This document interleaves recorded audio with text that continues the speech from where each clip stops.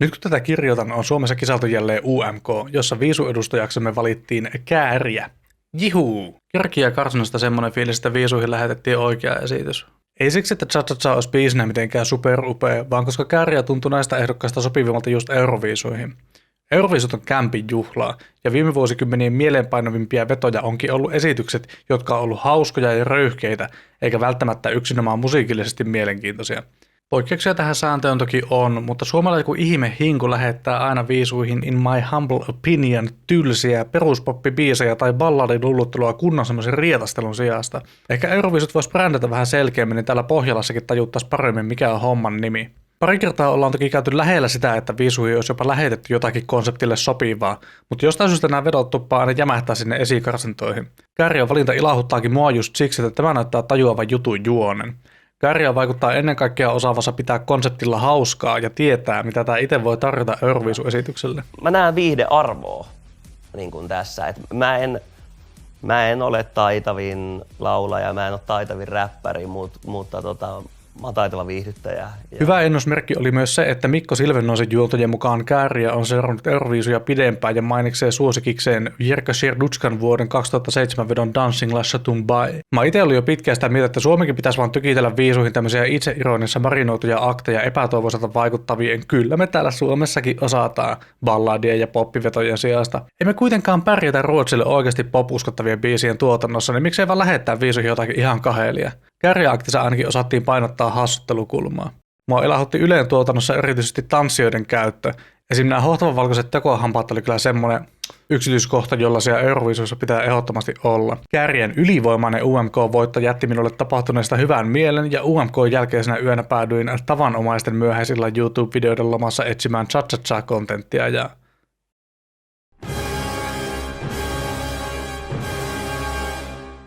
voi ei. Ilmeisesti Cha-Cha-Chata on syytetty sen julkaisun jälkeen plagiaatiksi saksalaisen Electric Callboyn kappaleesta We Got the Moves. Onko minun viisuiloni ollut ennenaikaista? Onko Cha-Cha-Cha vaan taiteellisen anastamisen tulosta? Pitääkö Kääriä diskata Euroviisuista? Mä katsoin mun löytämän videon, joka ei siis tietenkään missään nimessä syytä ketään yhtään mistään, ja sen lähteessä oli mainittu objektiivisen journalismin kivijalka 7. Luottamus ei ole koskaan ollut korkeammalla. Nyt on oikeat ihmiset selvittämässä, että kuka on plagioinut ja ketään. Meikästä tämmöisessä 2 markan plagiointikohuissa on tylsää se, että kukaan ei oikeasti kehtaa syyttää ketään mistään, vaan näitä biisien samankaltaisuuksia kohti viitataan vähän sille epämääräisesti ja kysymys jätetään kuulija itse arvioitavaksi. Onko kappale sinun mielestäsi plagiaatti? Kuuntele itse ja vertaa. Kerro kommenteissa. Saatana, mikä sinä niin ujoistuttaa? Statementit tiskiin, jos kerran biisi on plagiaatti ja Euroviisujen sääntöjä rikotaan. Mutta eihän tämmöiseltä hupilehdeltä oikeasti kannatakaan ottaa mitään sisälläkäistä keskustelua aiheesta. Onhan se nyt selvää, että mikä näitä julkaisuja motivoi. Ja itsehän en siis tietenkään tämmöiseen kyyniseen klikkiotsikointiin syyllisty. Mutta jos kerran on näin, että oikeat tiedotusvälineet eivät suostu arvioimaan biisien yhtäläisyyksiä laadullisesti, niin kai se on sitten tämäkin homma itse tehtävä. Avoimuuden nimessä sanottakoon nyt pari sanaa mun omasta puolueellisuudesta. Mun sympatiat on tässä keisissä lähtökohtaisesti Kääriän puolella. Totta kai mä haluan uskoa, ettei viisuihin nyt mentiin lähettämään plagiaattia. Kuitenkaan mä en ole niin rakastanut Kääriä biisiin tai tämän artistipersoonaan, unelmaiseen pottatukkaan ja viiksiin, että mä puolustaisin tätä viimeiseen hengenvetoa ilmiselvänkin kopioinnin edessä. Luovan työn kuppaaminen omiin nimi on kategorisesti halveksuttavaa hommaa. Voitaisiin aluksi vaikka tarkastella tätä alkuperäisen videon argumentteja kappaleiden yhtäläisyydestä. Video alkaa nokkelasti vaihtamalla kappaleiden ääniraidat keskenään ja toden totta, molemmat kappaleet alkaa bassosyntikkasekvenssillä. Muina kappaleiden yhteisenä nimittäjinä mainitaan juopotteluaihe, metalcore-henkiset sähkökitarat kertseissä, hillityt A-osat, melodinen kautta pop-osa kertosäkeen jälkeen, suvantokohta, huudotuskohta ja muuta ei ollutkaan, koska tämä video on vain 2 minuuttia pitkä. Eli toisin sanottuna nämä kappaleet vaan mukailee genreset tyyliä. Siis tämmöisen party-hevin, elektronikoren tai miksi sitä nyt haluakaan nimittää, peruskivi on yhdistää pomppu-heavy-riffit räppäämiseen ja melodiavetoisiin pop-osuuksiin. Se, että se heavy-rytke on siellä kertosäkeessä ja lulluttelu A-osissa, on myös aika ilmiselvä tapa vuorotella näitä elementtejä. Kertsi on kuitenkin popmusiikassa yleensä se, jossa kappaleen intensiteetti kasvaa. Ja jos sulla on studiossa syntikka ja sähkökitara, niin ei se nyt mitenkään jumalaisen uniikki idea ole laittaa se heavy-rytke sinne kertosäkeisiin. Toisekseen, ihan niin kuin Electric Callboy olisi keksinyt tämän sapluuna. Ihan yhtä hyvin voisi väittää, että molemmat on ottanut musiikkiinsa alun perin heavy-kitaroiden vuorottelun melodic kautta pop-osuuksien kanssa jostain muualta. Ja pitäisikö mun tosiaan olla sitä mieltä, että tämä synasekvensserin pulputus on jotenkin savuava ase? Mitenkä? Onko Kraftwerkilta kysytty lupia Synä-intron käyttöön, kun We Got The Moves julkaistiin? Tai itse asiassa nyt kun tätä biisiä kuuntelen, niin olen kyllä kuulevinani vähän tämmöistä ironista lyriikkaa yhdistettynä syntikkasoundeihin. Onko Deutsche Amerikanische Freundschaft saanut osuuksia rojalteista?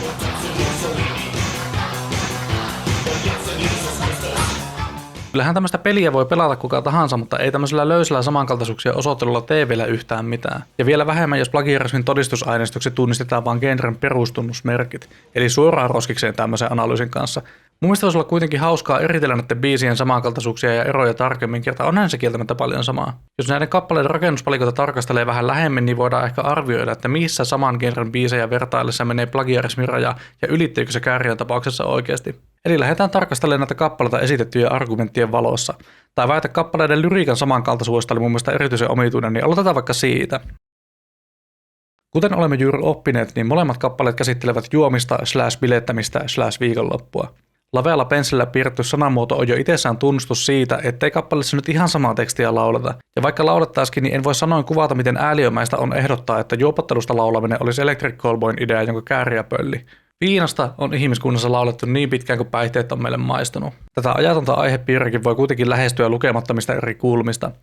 Ensimmäisenä tulee tietenkin mieleen kappaleet, joissa lauletaan bilettämisen ja dokaamisen tarjoamasta emansipaatioista tai alkoholin tarjoamasta vaihtelusta arjen monotoniaan. Nämä seduloiden juomalaulut on piirtynyt aivoihin niin vahvoina Vietnam-fläsäreina, että mua ihan yllätti, miten paljon yleisempiä alkoholikriittiset näkökulmat tuntuu olevan musassa. Paljon enemmän tulee mieleen biisejä, jossa naukkailu kuvataan enemmän traagisena käytöksenä ja pakoreittinä omasta epävarmuudesta ja melankoliasta. Erityisesti Suomessa viinarallattelut lukeutuu useimmiten tähän jälkimmäiseen kategoriaan, joissa ironisen kaljan jollottamisen alla kritisoidaan usein juopottelun ihannointia. Jos tämmöistä hyvin karkeaa viina paha, viina hyvä akselia vertaa Kääriä ja Electric Callboyn biiseihin, niin molemmat edustaa mun mielestä enemmän tämmöistä alkoholikriittistä näkökulmaa. Molempien pintatasolla hekumoidaan kyllä alkoholibileitä kohottavaa voimaa, mutta reilulla itseironilla höystetty musiikki ja presentaatio tekee vähän vaikeammaksi lukea näitä tekstejä yksinomaan alkoholia glorifioivina. We Got The Movesissa sarkasmi suorastaan tihkuu halpaa viiniä ja kuuma kesäpäivä kliseissä, ja kertsien päättävä fraasi ei tunnu tässä kontestissa kauhean vilpittömältä. Callboy-ukot vaikuttaa jo tarpeeksi vanhoilta tietääkseen, että helteillä dokatessa ei luoda niitä kaikkein terävimpiä ja pitkäaikaisimpia muistikuvia. Järjeä lyriikka taas nojaa enemmän tähän suomalaiskansalliseen kliseeseen tanssitaidottomasta miehestä, joka riehantuu klubilla, kun koneetta on voideltu tarpeeksi. Viinalla läträminen on aluksi vastavoima rankalle arjelle ja vastaus jäisen ulkokuoren murtamiseen. CSS tätä käyttäytymismallia taas käsitellään hyvin yllätyksettömästi. Eli molempien kappaleiden tekstissä suhtaudutaan alkoholikulttuuriin enemmän tai vähemmän kriittisesti. Erot syntyykin siinä, miten aihetta kuvataan kappaleiden tarinassa. Callboylla näkökulma ja kommentaari pysyy läpi kappaleen melko samanlaisena. Bileet on ja hyvä meininki on. Lisää löylyä jes ja nämä juhlat ei sammu koskaan. Pelkkää lyriikkaa tuijottamalla We Got The Moves voisi mennäkin ihan täydestä tämmöisenä vilpittömänä kaljankittausanthemina. Siinä missä We Got The Movesissa tarkastellaan meitä ja juhlia, jotka eivät lopu, on Cha-Cha-Cha näkökulma vähän henkilökohtaisempi. Kappaleen alussa esitellään väsynyt kertoja, joka haluaa päästä huuhtamaan työviikon hiet pina coladalla. Hevijumppakertsi on näkökulmaltaan vähän samanlainen kuin Callboylla. Voimaantuminen tapahtuu bilettämällä, ja jos siinä tulee pikkusen liikaa otettua, niin en mä nyt sano, että se väärin on. Kappaleen loppuun edetessä lyriikan sävy muuttuu. Vapautumista ei tarjoa enää alkoholi itsessään, vaan tanssiminen ja avoimuus, jonka humalatila mahdollistaa. Suvantokohdassa myös syvennytään epäsuhtaa jäisen ulkokuoren ja vapautuneen juopan persoonien välillä sekä holin ruumiillisiin haittavaikutuksiin, aihe jota We Got The Movesille raapaistaan melko pintapuolisesti. Biisien lyriikan sävyt ja lähestymistavat ovat niin erilaiset, ettei niitä voi pitää keskenään samoina, vaikka aihe olisikin molemmilla yhteinen. We Got The Movesissa ikuisiin bileisiin liittyvän ironian ja kriittisyyden tunnistaminen on enemmän kuulijan vastuulla, ja juhlat ja niihin liittyvä holintiputtelu esitetään yhteisenä kollektiivisena juhlahumuna. Jo pelkkä Kääriän lyriikan henkilökohtainen näkökulma erottaa sen edeltäjästään, minkä lisäksi itsekriittisyys juopottelua kohtaan sanotetaan suoremmin, valinta joka mun mielestä tekee Cha-Cha-Cha lyriikasta vähän yksiulotteisemman ja tylsemmän. Eli summattuna mun tuomio on se, että näiden kappaleiden lyriikassa ei ole plagiointia tapahtunut se enempää kuin Eppu Normaali on plagioinut John Lee Hookeria kappaleellaan Baarikärpänen. Kappaleen lyriikka on kuitenkin vain osa kokonaisuutta, joten paljastuuko kappaleiden musiikillisista elementeistä jotakin raskauttavaa. Me ei nyt haluta dumata Cha-Cha-Chata ihan perstuntumalta, niin arvioidaan ihan ensiksi hetki, että millä mittarilla tätä kappaleiden samankaltaisuutta tai erilaisuutta olisi järkeä lähteä erottelemaan. Me voitaisiin lähestyä biisien vertailua nuottipaperin kanssa ja osoitella, että We Got The Movesin synäbasso-sekvensseri menee ihan eri nuoteille ja rytmityksellä kuin Cha-Cha-Cha, ei ole plagiaatista kyse ollenkaan. Up yours, woke moralists. Ihan pikkutarkka nuottianalyysi tuntuu kuitenkin näiden esitettyjen argumenttien hengen vastaiselta. Kappaleita väitettiin rakenteeltaan ja elementeiltään samanlaiseksi, niin käsitellään niitä vähän samassa mittakaavassa motiivien ja muiden sovituksellisten elementtien tasolla. Mä käytän tässä nyt joitakin nuottiesimerkkejä, mutta ihan semmoisen yleisen ymmärrettävyyden vuoksi koitetaan pitää semmoinen musateoreettinen jargon minimissä. Jotta me puhuttaisiin samaa kieltä, niin avataan kuitenkin joitakin termejä. Motiivilla mä tarkoitan tässä kontekstissa musiikillista kappaleen persoonaa määrittävää aihetta, joka toistuu ja jota voidaan muunnella ja jatkokehitellä. Esimerkiksi cha-cha-challe melko olennainen motiivi on tämä toistuva syntikkamelodia, jonka rytmi esiintyy myös cha-cha-cha-huudoissa. Näitä motiiveja ja sovitusten elementtejä vertailemalla me voidaan artikuloida pelkkää nuottianalyysiä paremmin, mikä rooli eri musiikillisilla palasilla kappaleessa on. Tarkastellaan joitakin näitä palasia osana kappalekokonaisuutta, jota kuvataan visuaalisesti tällaisilla kappaleiden kestoa, intensiteettiä ja osia havainnollistavilla kuvaajilla. Kääriä ylhäällä, Electric Callboy alhaalla. Nyt kun meillä on jonkinlaisia tapoja erotella ja havainnollistaa näiden biisien eroja, niin aletaan käymään sitä kääriä syntilistaa alkupäästä läpi. Molemmat kappaleet alkaa syntikkapumputuksilla, jotka on heittämättä samanlaisia monelta osin. Molemmat on fryygisessä moodissa, eli vähän yksinkertaistaen perusmollissa, jonka pohjasävelen viereinen nuotti on alennettu kuulostamaan vähän häijymmältä.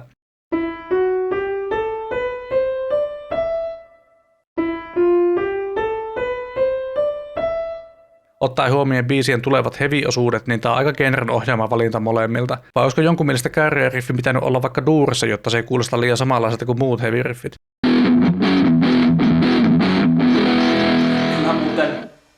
Toimii. Yksityiskohdiltaan nämä synämotiivit on kuitenkin vähän erilaiset. Cha-chan synabasso on synkopoitu, eli sen sävelten muutokset osuu iskujen takapotkuille. Callboylla synabasso taas tekee oktaavihyppyjä ja on rytmitykseltään suora. Cha-chan synabasso on myös paljon toisteisempi kuin Callboyn melodisempi vastine. Näitä synabassoja yksinkertaistamalla voidaan nähdä kappaleiden ensimmäinen harmoninen perusmuotti.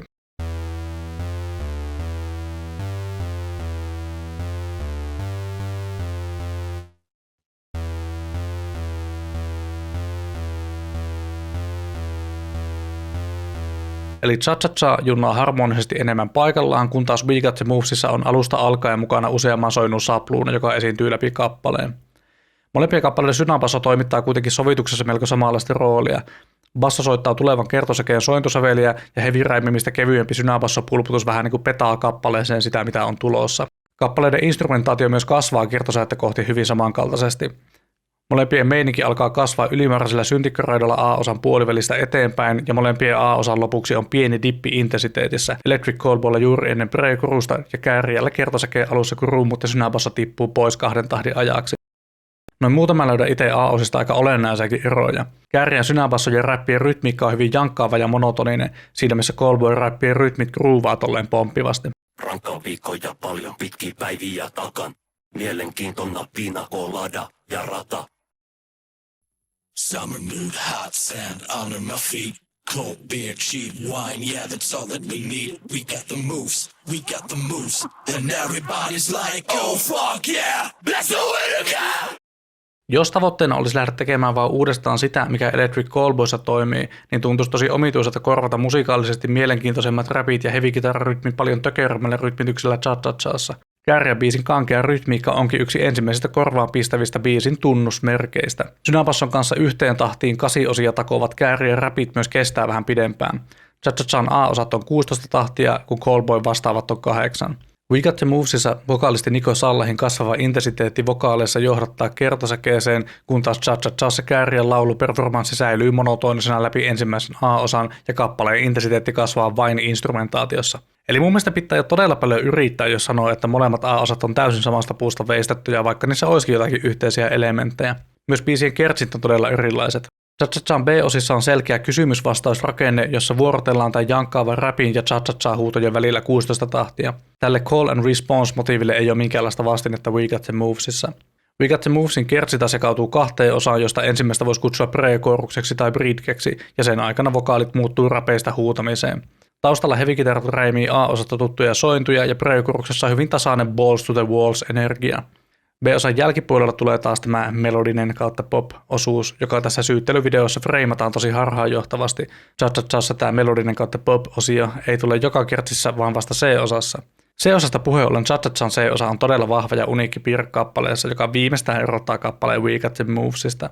Kappaleen loppupuolella biisin kertoja vapautuu tanssimaan, jolloin biisin instrumentaatio ja tunnelma muuttuu tätä ideaa vastaavaksi. Kappaleen tunnelmallinen täyskäännös on osa sen identiteettiä. Tässä on niinku 2 biisiä. Joo. Hyvin sanottu. Munkin mielestä Cha-Cha-Chalta on tosi mielenkiintoinen veto, että kun tähän tunnelmaan on kerran menty, niin alkuperäiseen kertsiin ei mennä enää ollenkaan. Sen sijaan biisi päätetään C-osaan, johon on lisätty nämä eponyymiset Cha-Cha-Chat. Jos tätä ajatusta vertaa EC-biisirakenteeseen toisen kertsin jälkeen, niin nämä kappaleet on ihan eri maailmoista. We Got The Movesissa tulee kyllä myös lyhyt suvantokohta, mutta se ei todellakaan ole se olennaisin poiminta kappaleen pompuriffi breakdownista ja döp huudatuskohtien seasta. Huudatus ja cha-cha-cha huudot ovat myös kappaleen sisäiseltä rooliltaan tosi erilaiset. On pitkä, melodinen yhteislaulu tai yhteishuudatuskohta, joka tuo kappaleelle yhden eristetyn huippukohdan, missä stadion yleisö voi huutaa mukana. Cha-cha-cha huudot taas on kääriä biisissä aina osa kertosäkeen kysymys-vastausrakennetta. Eli mun mielestä kappaleet ei ole olennaiselta osin samankaltaisia, jotta kääriä biisiä voisi rehellisesti kutsua plagiaatiksi. Kappaleilla on kyllä pintapuolisia samankaltaisuuksia, juuri sellaisia, joita voi kontekstistaa irrallisena esitellä Rough Livessa otsikoissa ja YouTube-videoissa. Vaikka kahdessa kappaleessa olisi samankaltaisia elementtejä, ei niiden kauhistelutyhjössä vielä kuitenkaan kerro yhtään mitään mistään. Tämmöisen teknisen analysoinnin ja musateoreettisen sössöttämisen sijaan tätä kysymystä voi myös lähestyä NK-perstuntumalta. Miltä jokin teos tuntuu ja minkälaisen vaikutuksen se jättää kokijaansa. Jos oikein yksinkertaistaa, niin esimerkiksi mulle We Got The Moves on nopea, aggressiivinen ja energinen pomppuheavy-biisi elektrovaikutteilla, jonka teksti velloo nuoruuden romantiikan ja ikuisten bileiden kliseissä ironisesti. Cha-cha-cha taas on elektronisvetoinen räppi kautta pop-kappale, jossa on metalliriffi ja jossa lauletaan tarpeesta ottaa keittoa vapautuakseen. Jos mietitään cha-cha-chan aihetta, niin sen musiikilliset valinnat käy aika hyvin järkeen. Esim. Tämä kappaleen tökkivä laulurytmikka sopii sekä alun jäykkään paatuneeseen röiukkoon että tämän kankeasti tanssivaan alter egoon. Jos biisin tarinan kertomiseen olisi vain kopsattu EC-kappaletta, niin ei nämä jutut kävisi järkeen. Why you have to be mad? We Got The Movesin raivoaminen vokaaleissa ja instrumentaatiossa toimii ironisena tarjottimena nuoruuskliseille, mutta Cha-Cha-Chassa liika öykkärointi pelaisi kappaleen tarinaa vastaan. Vaikka mä aiemmin vihjasin, että kääriä lyriikka on mun mielestä EC-vastinetta heikompaa, niin sävellyksenä ja kokonaisuutena Cha-Cha-Cha on ehkä kuitenkin parempi. No ei kyllä oikeasti ole. Jos on ihan täysin rehellinen itsellä, niin ei kumpikaan näistä biiseistä ole mun suosikkiosastoa, mutta EC-metallielementit on vähän musikaalisempia ja vokaalit rytmisesti mielenkiintoisimpia, jolloin tämä biisi on mun mielestä kokonaisuutena vähän vahvempi. Mutta ei Cha-Cha-Cha yritäkään olla sitä, mitä We Got The Moves on. Cha-Cha-Chan hilpeä käännös C-osaan ja kappaleen läpäisevä tönkköys on juuri sillä tietyllä tavalla kämppiä, mitä nimenomaan Euroviisuihin pitää lähettää. Vaikka We Got The Moves olisikin Cha-Cha-Chata parempi biisi, on Cha-Cha-Cha heittämällä parempi Euroviisubiisi. Mä en kuitenkaan epäile, etteikö olisi ihan hyvin mahdollista, että Cha-Cha-Chan kirjoittajat olisi kuullut tämän biisin ja ottanut sitä inspiraatiota joko tietoisesti tai alitajuntaisesti. Vaikka näin olisi, se ei muuta mun kantaa siitä, onko Cha-Cha-Cha plagiaatti vai ei. Vaikka kirjoittajat olisi dumpannut musanteko-ohjelmaa EC-biisin sellaisena ja alkanut höyläämään siitä omaa versiotaan, niin se on ihan täysin ok. Suomen lainsäädännössä tämmöinen tunnetaan vapaana muunteluna. Vaikutteita otetaan ja niistä muovataan jotakin uutta. Ihan peruspuuroa. Tästä enemmän tai vähemmän koko populaarimusiikissa on kysymys. Tämä ihan normaali ideoiden pöllimisen ja jatkojalostamisen ketju kuitenkin esitetään tämmöisissä höpö-höpö-otsikoissa pahan suovassa valossa. Tämmöisellä freimaamisella voi olla tosi haitallisia vaikutuksia koko musiikkikulttuurille. Eli Jere, Aleksi ja Johannes, jos te näette tämän videon, niin ilmainen vinkki. Jos tämä biisi on inspiroinut teitä, niin sitä ei kannata kyllä tunnustaa ääneen. Näissä plagiarismisyytöksissä, kun pitää voida osoittaa todeksi sekä kappaleiden samankaltaisuus, että se, että jälkimmäisen biisin tekijät on kuullut alkuperäiskappaleen, sillä onhan ilmiselvästi mahdollista, että kaksi ihmistä on saanut saman idean toisistaan riippumatta. Ehkä musahistorian röyhkeimmässä plagiarismi-oikeudenkäynnissä Robin Thicke ja Pharrell Williams myönsivät Marvin Gayen Got to Give It Up-kappaleen grooven inspiroideen näiden Blurred Lines-kappaletta. Gayen perikunta haastoi Thickin ja Williamsin oikeuteen, voitti kanteen ja sai nyt puolet biisin rojalteista, koska siinä on vähän samanlainen fiilis kuin Game-biisissä. On sanomattakin selvää, minkälaiset implikaatiot musiikin tekemiselle on, jos pelkästä tunnelman samankaltaisuudesta voi nykyään joutua rosikseen. Joku voi miettiä, että miten tämmöinen kanne ylipäätään on mahdollista, niin heille summaan lyhyesti. Noin lyhyesti sanottuna tekijäoikeudet on tällä hetkellä tärkeä musiikkitalouden väline. Kun käytännössä kukaan ei ole ostanut CD-levyjä eikä LP-levyjä muutaman vuosikymmeneen, niin musiikkialan isot toimijat on alkanut haalia valtavia back-katalogia musiikin tekijäoikeuksia. Sivuhuomena muuten se, että tekijäoikeudet ylipäätään voi myydä eteenpäin jo itsessään tosi omituista, jos sitä miettii yhtään, mutta se on toisen päivän keskustelu. Nämä valtavat back-katalogit eri artistien tekijäoikeuksia sitten tuottaa tuloja striimauksista tai musiikin käytöstä esimerkiksi televisio-ohjelmissa tai sosiaalisessa mediassa. Koska koko musa-alan talous perustuu sävellysten ja nauhoitteiden omistajuuteen, on alan toimijoilla motiivi venyttää jatkuvasti näiden oikeuksiensa rajoja ja pyrkiä todistamaan, että näiden tekijäoikeudet kattavat myös mahdollisimman paljon muiden tekijäoikeuksia, esimerkiksi osoittamalla, että muut ovat kopioineet tai inspiroituneet näiden kappaleista. Tämmöinen tekijäoikeusnäytely on niin laaja kokonaisuus, että mitään järkeä yrittääkään avata sitä tyydyttävästi tässä videossa. Mun mielestä on vaan tosi ankeeta, että jo pelkkä vaikutteiden ottaminen ja inspiraatio voi näyttäytyä taiteilijalle jotenkin epärehellisenä toimintana. Niin pitäisikö meidän uskoa, että musiikin tekijät istuu jossakin eristyksissä ja aina silloin tällöin pullauttaa aivoistaan jotakin täysin uniikia ja alkuperäistä inspiroitumatta yhtään mistään. Mä haluaisin vaan lopuksi huomauttaa, että se ei ole Electric Callboy, joka näitä plagiaatosyytöksiä heittelee. Tämä keskustelu elää lähinnä skandaalihakuisissa klikkiotsikoissa. Ja miksi EC haluaisikaan tehdä näitä syytöksiä? Leväperäisten kopiointisyytösten viskominen vesittää tekijäoikeuskeskustelua ja satuttaa kaikkia muusikoita ihan yhtä lailla. Mä toivoisinkin, että kaikki nämä, jotka tästä kohusta uutisoi, tajuaa, että he tekee kaikkien muusikoiden elämästä vaikeampaa aina kun tämmöisille löysille plagiointisyytöksille annetaan legitimiteettiä mediassa. Tästähän tuli niinku pitkä sössötys. Toivottavasti tämä video on antanut jotakin näkökulmia siihen, että onko Cha Cha Cha biisi plagiaatti vai ei. Vai mitä olet itse mieltä? Kerro kommenteissa. Ei, älä oikeasti kerro, mutta jos sulla on jotakin muuta sanottavaa Kääriästä tai Euroviisusta, niin sitten saat kirjoittaa kommentin. Tykkäysnapin ja tilausnapin painaminen, se on pakollista. Mutta tässä kaikki nyt niin tältä erää.